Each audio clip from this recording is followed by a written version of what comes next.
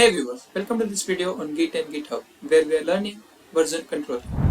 Following the previous video, we have seen the visualization of Git branch command. We have seen that how we can create multiple branches, switch between multiple branches and stuff like that. So now we are stepping ahead in Git. In today's video, we are going to explore about branching in Git. We'll explore Git branch command, we'll create branches in Git bash, we'll see that how to do that and push and pull the branches from GitHub. So let's get started without wasting much time.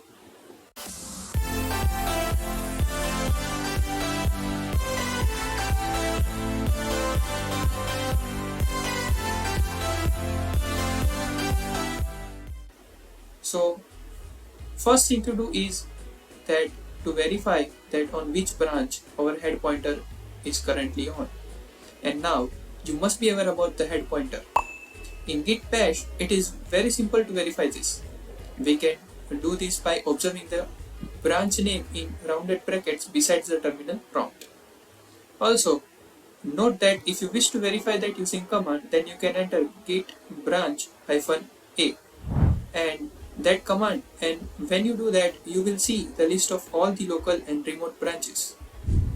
Note that here star, or you can say hash asterisk sign, will indicate that on which branch you are currently on. So now that you know that on which branch you are currently on, we can now proceed further for creating branches using git branch command followed by the branch name that you want. Let's say we are creating test branch, then we should write git branch test command. Now you can see that there is nothing that you can see as changing, but now when you enter command git branch -a to list all the branches, so now you see that there is one new branch listed as test that we just created. Now let's check out to that branch. Remember that in previous video we have just what you can say used command git checkout followed by the branch name that in which we want to check out, right? So let's enter git checkout test command. Now as you can clearly notice that the branch name is changed from main to test, and it's because now your head pointer is pointing to test branch. As the project content is concerned, you will not see any changes because when we use git branch command or to create you can say new branch, Git will automatically create a copy of the entire content of the current commit in the new branch. So you will see all the files that you had in main branch commit when you have used git branch command, and you can enter basically git log command to see the commit history also. So you will see all the files in here. And now let's make a file named test.txt. Let's enter something in that file, and you can consider that we are working on some feature of some application, and currently we are on some different branch for the development of that feature, and software is being deployed from the main branch, right? So now let's say we can make a commit as usual using the git commit command, and we are using -m option to pass commit message, let's say added test feature. Now if we use git log, then we'll see the entire commit history including the test feature commit that we have just made. Now let's just check out to main branch again using the git checkout command followed by the branch name main. You can now clearly notice that the file test.txt is not here in the files because our project history is diverged, and that file is created on some other branch, and that's the actual beauty of this branching support, that we can work simultaneously on multiple features at the same time on some, let's say, different branches, and our work that we are doing on one branch will not affect the work that we have did on some another branch. So now let's create another file in main, what you can say main branch named cache.txt, and add some random stuff. After that, let's make a commit using git commit command. Now, just to provide you an overview of what we have done till so far. So, we have created test branch and created commits in both the branches named test and main. And please note that if we check out to any of the branches, the content are entirely different. In let's say the test.txt file is not there in the main branch and cache.txt file is not there in the test branch, because they both files are created in different branches and they both branches are not merged yet.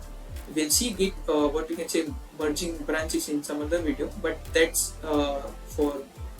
that's the talk for this another video. Let's shift back to here. Now, if you see on the GitHub, there is no such test branch. So we need to push that branch on GitHub, and for that you may think that let's check out to test branch in git bash and use git push command. But it will give you error because test branch doesn't what you can say configured with the upstream branch. You can verify that by using git branch -vv command, which will list all the local branches and their respective upstream branches. So now let's configure upstream branch. Actually, in Git there are several ways to do so. The first is to configure using, let's say, git branch command that we have seen in the video, and the second one is to use -set -upstream option with the git push command to set upstream branch and push the content to remote repository in single command. And also we can use shorthand option -u with the git push command to do the same. So let's try the third way. As you can see that the content is pushed to the remote repository using that one single command, and also the upstream branch has been stacked. And you can use git branch -vv command again. You will be seeing that test branch has upstream branch listed now in the output of that command.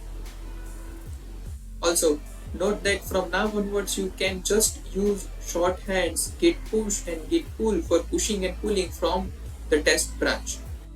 So for pushing the content of main branch, you can just check out to the main branch and use git push command, because the main branch has already configured with the upstream branch, so there will be no issues. So yeah, that's it for today. We have seen that how you can create what you can say branches, how you can switch to different branches, how you can push that content of your local branch to remote repository and all that stuff. So hope you have got the idea. If you have liked the video, then subscribe to my channel and like this video. Make sure to share this video with your loved ones. One good news is that I would like to share with you that me and Dev Gundale have started making videos on Video Geeks. Also bringing more updates and great resources for all of you very soon. We'll get to know about that in upcoming videos. Don't forget to subscribe his channel also. Follow Networking Devs on Instagram for daily updates and more. And yeah, we'll meet in the next video. Till then, keep learning and keep exploring.